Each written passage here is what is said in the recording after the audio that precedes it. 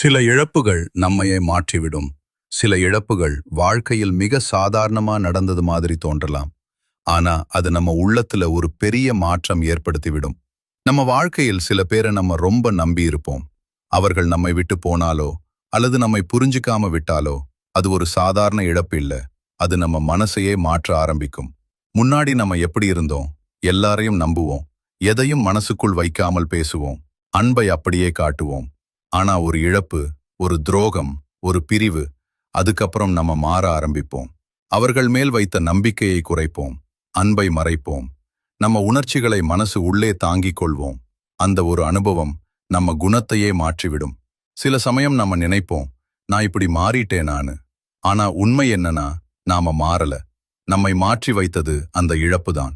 வழி கற்றுத்தருது. யாரை நம்பணும், யாரை தூரத்தில் வைக்கணும். சில இழப்புகள் நம்மை உடைக்காது. அது நம்மை புத்திசாலியாக மாற்றும். முன்னாடி இருந்த அப்பாவித்தனத்தை எடுத்துவிடும். ஆனா அதுக்கு பதிலா ஒரு வலிமையை கொடுக்கும். நம்ம மனசு சொல்லும், இனி கவனமா இருன்னு." அது தவறில்ல. அது ஒரு பாதுகாப்பு. ஆனா அதே நேரத்தில் நம்ம முழுக்க கல்லா மாறக்கூடாது. ஏனென்றால் நம்ம நல்ல மனசுதான் நம்மை நாமாக வைத்திருக்குது. அதை முழுக்க இழந்துட்டோம்னா அதுதான் உண்மையான இழப்பு. அதனால் இழப்புகள் நம்மை மாற்றட்டும். ஆனா நம்ம உள்ள நல்லதை அழிக்க விடாதீங்க. வழி கற்றுத்தரட்டும். ஆனா அன்பை மறக்க விடாதீங்க.